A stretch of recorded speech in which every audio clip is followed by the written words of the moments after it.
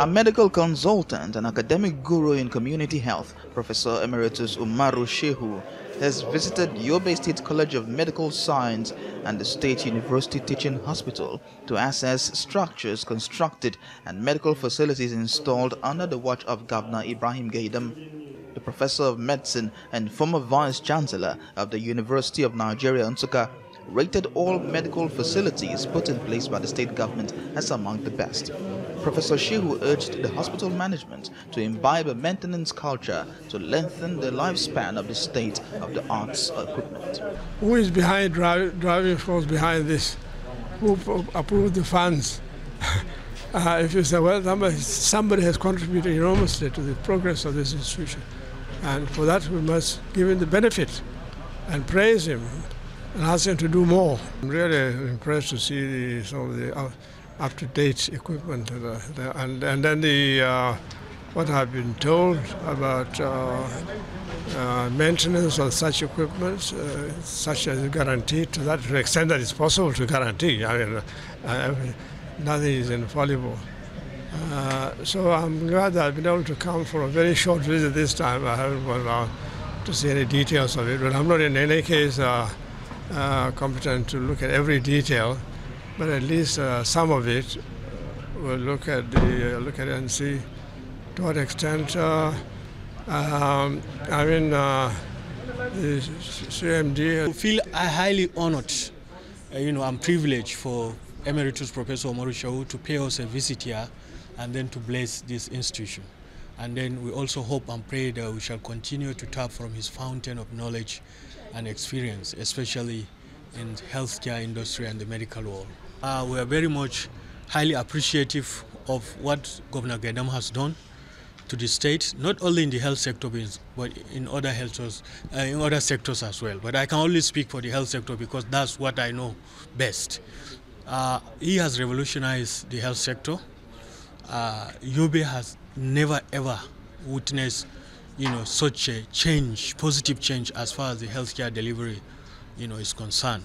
Hospitals have been built, old one has been renovated to the extent that today we are proud to be one of the states with a teaching hospital, with a medical college in the state. Our school of colleges of nursing and midwifery have been upgraded. They are fully accredited. Today we can admit up to 100 students and graduates. Same thing with the College of Health Science and Technology in Nguru.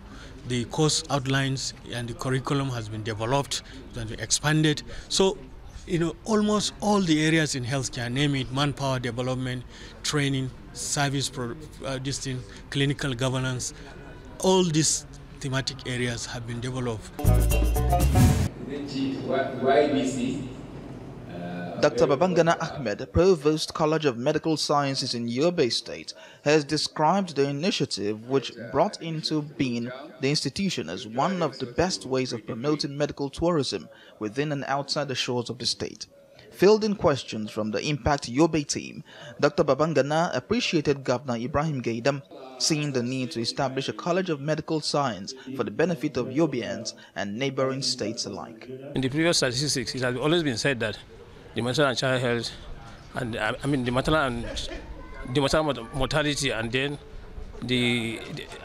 is very high in this state because of the death of medical personnel. So the coming of the medical school will tend to bridge that gap and will bring health to the doorstep of people. It will reduce medical tourism abroad, and it will improve medical tourism within.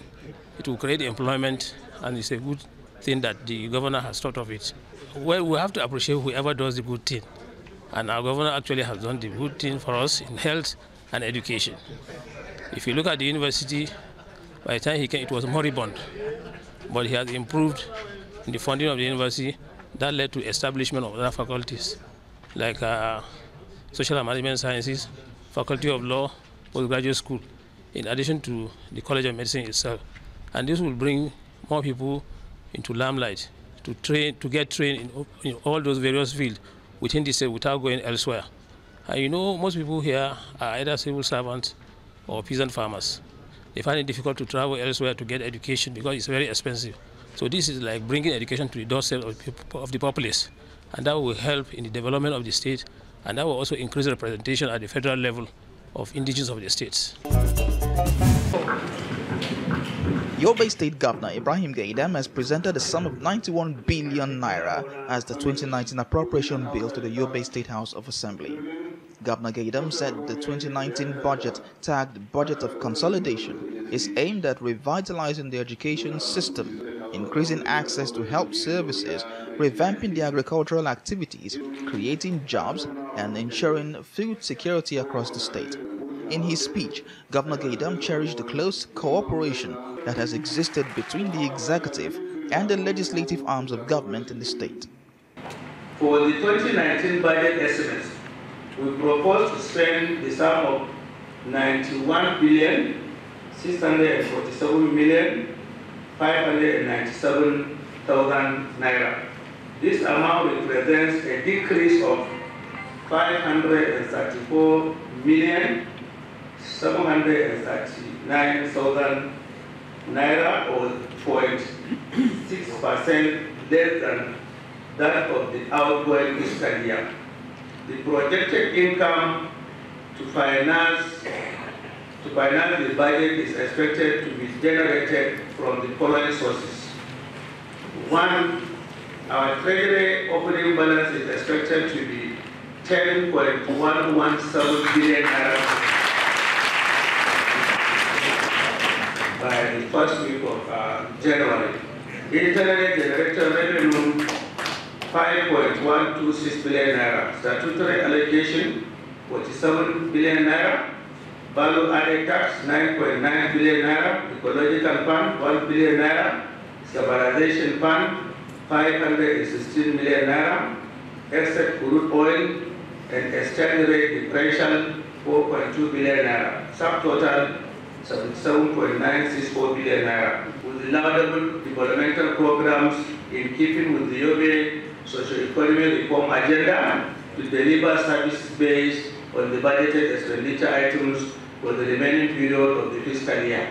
It is for these reasons that we tag the 2019 budget as budget of consolidation. We intend to hand over to the incoming administration a government that is free from any loan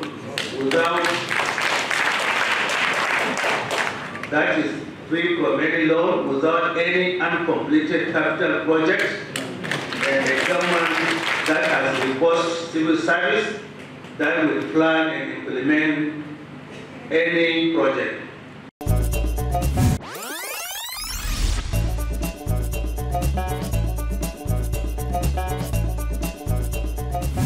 Welcome to the special interview segment of Impact Yobe, and our guest today is the Permanent Secretary of the Yobe State Emergency Management Agency, Musa Idi Jidawa. Welcome to the program, sir. Thank you very much. All right, sir. Take us through the transition of having to first welcome IDPs into Yobe State, and of course the camps for the internally displaced, to now discharging them back to the community after peace have been restored. That's that process of resettling them. The experience here in Yobe State, you found that immediately when the IDPs came out, when the attack happened, fortunately for us, we became our brothers' keepers. So almost greater percentage of the IDPs were settled in the host communities, along with their kinsmen and all that. Then those that become mandatory that we have to open a camp, we established 2 official camps as at then. That is the Bukar Ali IDP camp and Pompomari IDP camp. Then thereafter, immediately when the relative peace was experienced, spontaneously the citizens in the host communities started moving back. So that was the deciding moment where government stepped in to make sure that the needed basic infrastructures are put in place. A lot of tiny committees were put in place to address basic needs. Then the other aspect is the issue of the closure of the camp. Well, the Bukar Ali IDP camp also had to be closed because the place has already been secured. So we ceremoniously, the government supported them and they were returned back to their communities. Okay, we usually have situations where the IDPs get so used to receiving handouts from government as relief materials, and then returning back to their normal lives become very difficult for them. How were you as government able to persuade them and even encourage them to return to their previous lives before they became IDPs? Yeah, there are two processes to the two office. I mean, two sectors to the approach. One, you cannot discontinue the issue of the handouts immediately they return. They need that as an immediate support. But as time goes on a bit, you have to move out from that humanitarian intervention to getting them empowered. And that's exactly what the government did. First and foremost, with the infrastructure being resuscitated there, then how do we encourage them to have their livelihood?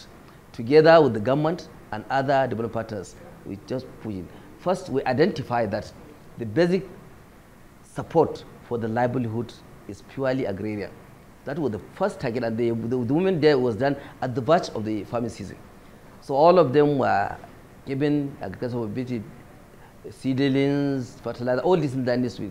Unfortunately, during that first year, an appreciable level of food sustenance was witnessed because there was bumper harvest. So that has been ongoing. The issue of the livelihood, the issue of the intervention, and this has already yielded a lot of results such that even those that hang behind have now been moving all over. All right, so you know also that one major challenge in IDP camps is maybe healthcare and of course also sanitation and even of course provision of some basic things. How were you able to handle that? Because I really can't recall any time when there was maybe any outbreak of any disease or some kind of epidemics in the IDP camps. How were you able to handle this situation to ensure that the health and welfare of these internally displaced persons was, of course, safeguarded? As I earlier mentioned to you, that the Yobe experience was emulative because we did not establish camps for the establishment of camps. The camps we had was so manageable. It's just only about IDP camp and then the Wukar Ali. So the managing of those two are just very minute. Whereas what we did is the government try as much as possible to improve the existing health facilities in the host communities so that it can meet up with the growing number that were added as a result of the movement of the IDPs. So I think that's why you could not hear anything about outbreak because of the way these things have been handled by enhancing the capacity of the existing facilities, and then the budget of the camp was just very simple because it's just only one camp. And security also, because we know in some IDP camps in neighboring states, some IDP camps also came under attack. IDP camps were also very dangerous places to live, but that didn't happen here. Yeah, at the onset, we really had that challenge because we met arrests, almost around 5 arrests in the IDP camp. You know, what more that immediately when they settled, we set up a security committee within the camp, and we incorporated the youth from those communities because they are the people that knew these are their, who drove them away from where they came from. So using that, immediately a person comes there and the other he has been one of the militants, they say this is one of them, and then we get them. We arrested around 5 of them. So that's why we are unable to get any kind of issue with somebody and attacking the camp. Already collaboration with the existing community who very well knew their men, I think that helped greatly in addition to the effort by the security agencies there. Okay, so you talked about, of course, empowering, supporting these IDPs that have returned to their communities, that have been resettled. And you talked about, of course, empowering them through agriculture and some other means. Can we now be specific now in terms of what exactly was done? What are those measures that are put in place to ensure that these people are able to live a normal life again? The focus, as I told you, the issue of the government, besides the basic infrastructure, we look at what are the things that can really engineer the economy of that community. We identified one, the issue of the market. How do we resuscitate it? Because the centrality of Yadimbuni market in the economy of that region was very central. So that was one of the issues that government addressed. Let us secure the market so that people can move freely. How do we do that? Government realized that that road that linked Damatu down to Yariboni was so critical, whereby that bridge in Katako was used by the insurgents. So the government had to swing into action immediately and get that bridge restored and repair the road to allow movement of goods and services. That was at the side of government and other security considerations. Then the other partners, whoever comes, say, okay, these are our challenges. The people have nothing on Grasshopper. Now they have returned, but they have the skill and they are willing. And there's that particular potentials. So while I beaten support fund, they were in agro base. All other, in fact, as it is now, as I'm talking to you, most of the partners have already changed the issue of food now to livelihood, issuing vouchers so that you are at liberty to use the voucher and then engage in any kind of trade. There was also one experiment that was made whereby a lot of people were put into groups based on a common trade.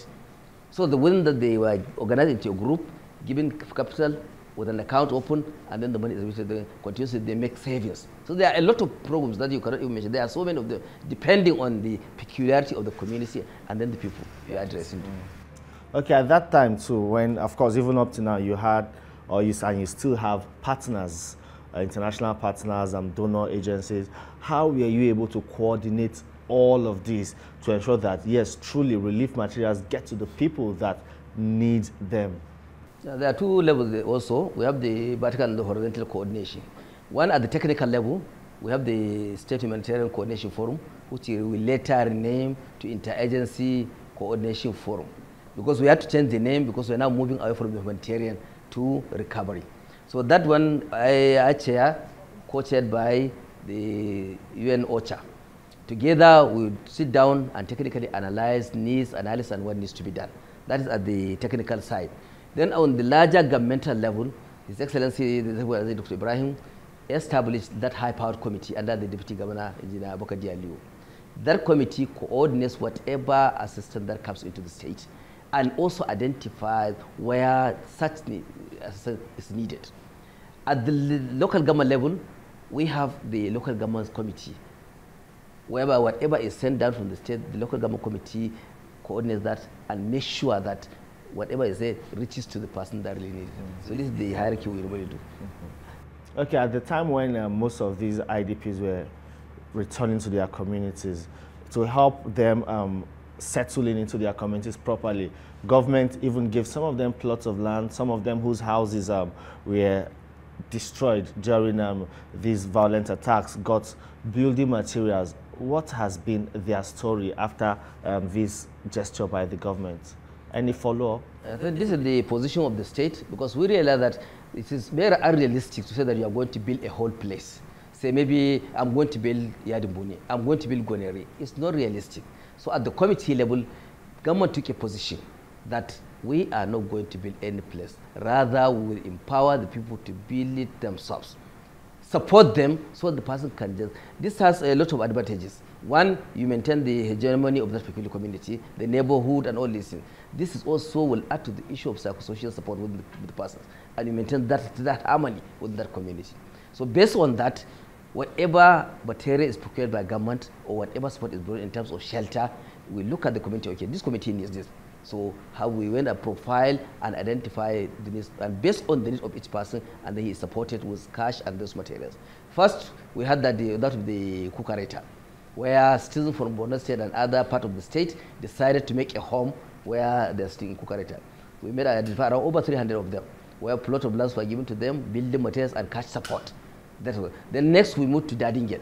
As it is now, if you can go to Dadingel, you will see a lot of wonders. This is a village with construction, but now blocks and other concrete bases are erupted. And this also is a government effort whereby the materials, cash support, and then other concerns were given to build them. So the same thing is also ongoing in Yadimbuni now. Another partner has already come in, also collaborating with the Yobe State Investment. We have that fabrication machine for the bricks. So they use that one. If you have 2 rooms, that's where, which was destroyed, they help rebuild with that locally made bricks and up to the roof, and then the person gets into his house. So this is how the policy that was adopted in order to make sure that shelter is provided so the person can settle comfortably, rather than building maybe an estate where people are shying from entering the shelter because they have to be more vulnerable and not more secure. And these are the considerations. Okay, sir. How far will the government go with these people? Because now some of them we can see, like you just outlined, the efforts the government has put in place to help support these people. But how far will the government go? People are appreciative of the government's effort, but they still worry that the government may not really come that far, and the government might leave them halfway. Yeah, because of that apprehensions, what we do was in March we held an air retreat at the state. That retreat was called specifically to identify the way forward specifically. So all persons having a stake within the humanitarian arena were brought in. The local government, the traditional authorities, international partners, CBOs, NGOs, and everyone was there, including national figures there. NEMA was there, Victim Support was there, National Commission for Refugees and Migrants, and all those agencies that have a hand in this, all of them were brought together. There we are able to collect how do we see or how do we go about the recovery phase of development in the state. There a lot of deliberations were made, syndicate groups were formed, and a communique was issued out. Based on the communique, a consultant was contracted to come up with an integrated recovery plan for the state, and that has already been done. In that integrated recovery plan, all issues have been addressed. One, the central issue of coordination was also taken into consideration. The need for government to take ownership of the process was also highlighted specifically, whereby, take for instance, we were talking about shelter, the lead MDA should be the Ministry for Land Housing. So these are the things that have been built in so that the journey can be done in unison. Because if you allow it without maybe a kind of policy document, some will still linger on the humanitarian challenges, which we are trying to phase that out. Although there's no dividing line between the humanitarian and then the recovery, but still you have to move gradually so you take everybody along. So that we avoid the issue of handouts, we avoid the issue of other tiny things that were peculiar to being an IDP. Now as returnees, the needs have changed. People want to take ownership of their life. So you have to give them that support, not to be feeding them. So that document is very central and that's going to coordinate, and the government has taken into consideration the issue of budget in that particular document. What it has provided, what are the gaps, and what are the likely funds that are likely to come in from both international and national and from federal government. So these are already been coordinated within that particular plan. So you find that the plan is so flexible such that whatever, if there's anything new, you can easily find a way. And whoever comes to support, you just have to key in within that particular plan. So we have a total control and meaningful and more focused intervention to the people. Some people see SEMA as most active when there is an emergency like a disaster, be it man-made or natural. What is SEMA also doing in terms of prevention, sensitizing people on ways to go to avoid some of these disasters or emergencies that SEMA would now have to deal with? I think we have to make a little bit clarification here. We found that SEMA as an agency was established by a law.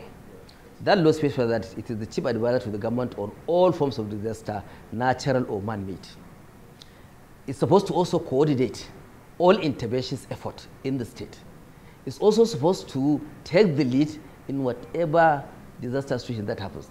Take for instance, there's an outbreak of cholera. Some may say this is the exclusive preserve of the Ministry of Health, which is not.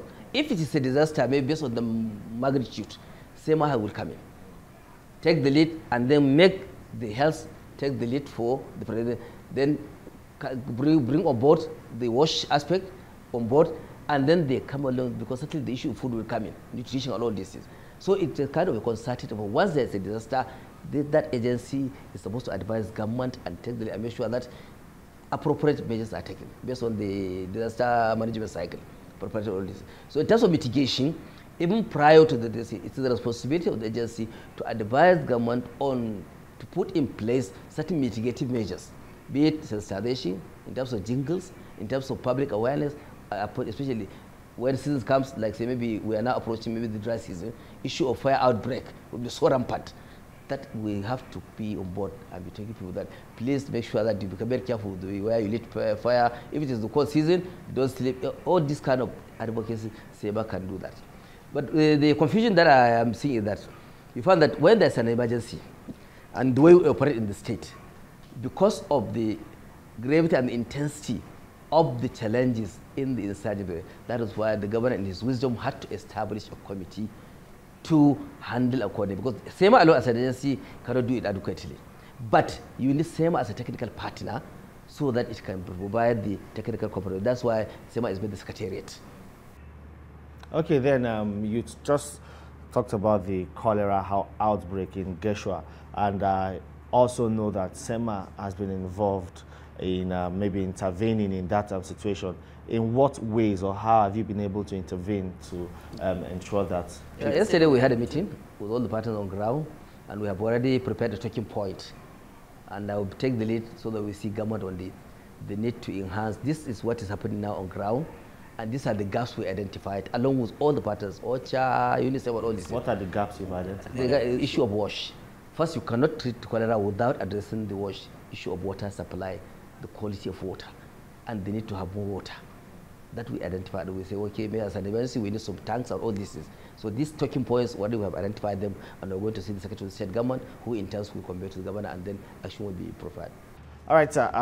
You know, these IDPs, when they were in the camp, of course, you interacted with them. You even made friends with a lot of them. Now, is there any peculiar story of interest among these IDPs? You know, they were able to bond. People coming from different communities began to see themselves as brothers because they were united by the same, maybe insurgents, the same insurgency situation brought them together. Are there any peculiar stories, like maybe some IDPs meeting in the camp, falling in love, getting married, having babies? Anything of interest during when they were still at the camp? Yeah, still we have them in the camp. We had the camp. We found that the good story about our case is that one, the movement was done in kind of unison, whereby the first camp we established, which is the IDP camp, 6 communities became displaced almost at the same time. And you can imagine maybe one community, the larger community, might have been attacked. Out of fear, the other smaller community say, okay, if you cannot spare the larger one, maybe next would be ours. So the whole 6 communities moved together, and we brought them in. In order not to disrupt their local settlement or how they have been in their own localities, we maintain that particular identity. In terms of cooking, in terms of everything that we do is through their traditional authorities who are also together with them. So the good thing about it, the good story we find is that one, a lot of them don't have clear relationship with one village and then the other. But as it is now, they have been sitting down together, sharing a lot of common stories. And the issue of marriage we are talking about, we have a case of marriage of more than almost 50-something marriages contracted there from various villages there. And also we have more than 140 births in that particular camp. Now it's 3 years old. So the same thing if you go to Kukareta, those that come from other states also, they are already part and parcel of the community. More so now they have decided to make a home. And that is a testimony that really a lot of socialization has been captured there. Well, thank you very much. We've been speaking with the Permanent Secretary of the Yobe State Emergency Management Agency, Musa Idi Jidawa. He's been telling us about how the government has been able to resettle the internally displaced persons in the state. Thank you very much for watching.